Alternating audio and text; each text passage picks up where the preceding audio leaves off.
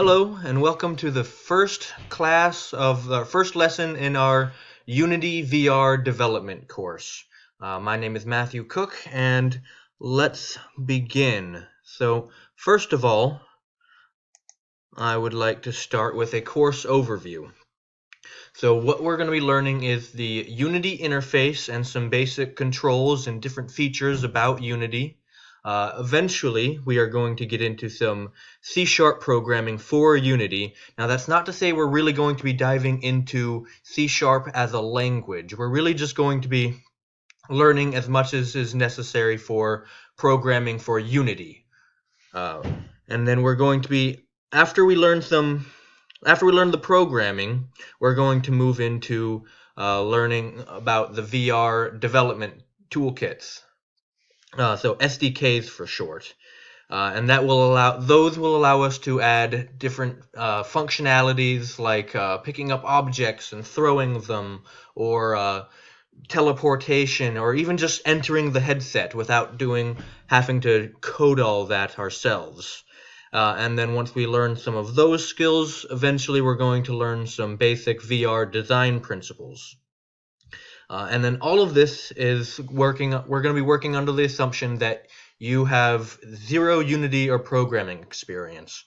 Now, I know many of you do have a couple of years of programming experience, so you may just need to bear with us as we teach what if statements are and variables and those other basics, but don't worry, those will go short, and we'll still be learning the Unity stuff that you don't already know. So just please bear with us when the time comes. All right, so when it comes to VR development, there are many different roles that need to be filled on a team. There's the developers who do the programming and write all the code and actually make things happen and function.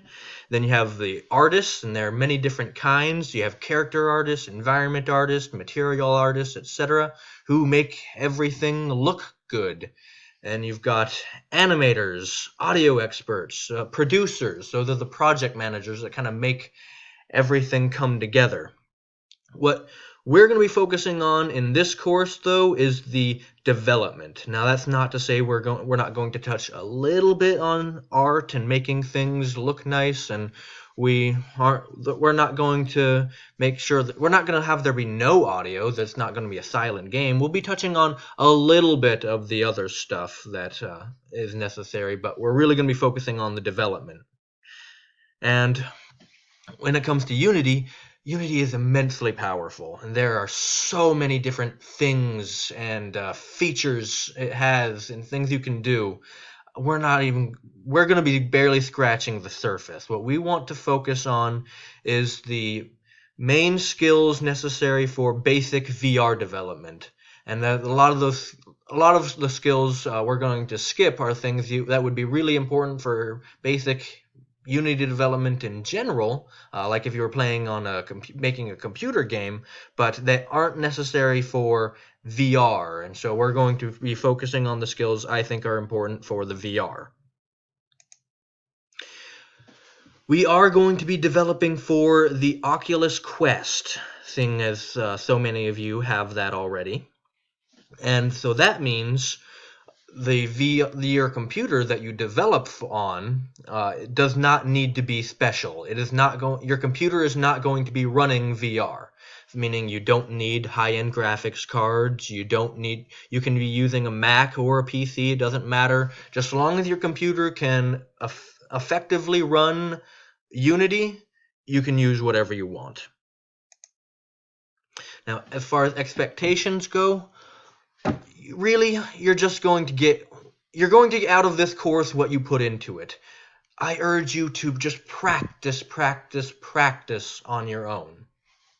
At the end of each lesson, I'm going to give you assignments to kind of guide your practice to do on your own, but I'm not going to collect them. They're more for your purposes, to kind of emphasize what skills I want you to be working on from any given week. So I urge you to follow along with what I'm doing in my lessons, but I really urge you to maybe not just follow blindly, but take what you learn and make it your own and build your own things, do your own side projects. The only way you're going to learn anything with Unity is by doing it. Now, that said, let's move into learning Unity. Let's get started. So let's close this down. Sure, let's save. All right, now let's open up Unity Hub. So Unity Hub is just a piece of software that collects all your different versions of Unity. If I minimize this, you'll notice I have Unity 2018.2.6, 2018.2.3, just lots of different Unity versions. Before Unity Hub is a fairly recent development. Before then, you had, if you wanted different versions of Unity, you had to download them individually, find different save locations for them, make sure you opened up the proper version for whatever project you were working on. It was a pain. So then Unity Hub just made it really easy to manage all that. So it can keep track of all your different projects, what version it's going to open with, and you can just open it up and it'll open the correct version, and it just makes everything really easy. So for those of you just getting started with Unity now, this is just something you get to take for granted. So let's go ahead and get started. So for this class, we are going to be using the most recent version of Unity there is so far. So if you don't have it already, we're going to be using our 2020.1. Now if you go to installs, you should be able to see 2020.1 installed, and if you don't, you can add it. So then it has you can select different versions of Unity to select and add. And then we will have separate documentation on that later if you would like that additional help. But for the time being, let's just assume we're going to assume you already have it, and we're just going to create a new project. So I'm going to create a new project, and I won't bother going into all of this. With Unity, you can create 2D projects or 3D projects. I don't know what extras or either of these really are, but for VR, we want 3D projects. So then you're going to come over here, and you're going to give it a name, and I'm going to call it CSinVR, since that already exists. So we're going to, I'm not actually going to create this project, but you're going to choose a save location, and then you're going to hit create. But I'm going to hit cancel since I already have such a project, and open that up.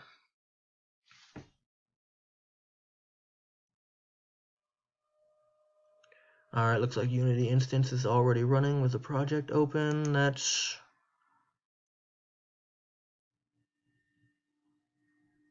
annoying.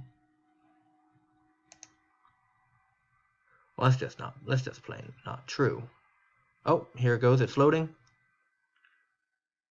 Yay, I don't know what that was, but cool. Here we are. So this here is Unity. So let's go over what all these different things we're looking at are. So right here we are looking at the scene window.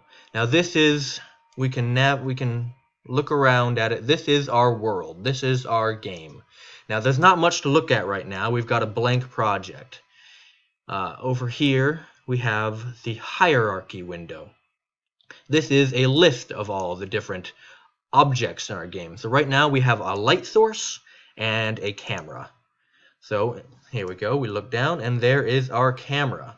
Now I'm going to quickly just gloss over this just so you can see something, but we're going to add a cube. We'll go over this more in a second, and don't worry if I'm going too fast, we'll get back to this. So right now we have a cube, and we can see it in our world, in our game. Now that's the scene window. Now if we go over to the game window, that is the view of what you see when you play the game. So this is what our main camera is looking at. And now you'll notice you can't scroll around this because the camera isn't moving. So then you can click on objects in the hierarchy, or you can click on them in the scene window, and that will pull up some information in the inspector tab. This is information about the selected object, and we'll go over that some more later.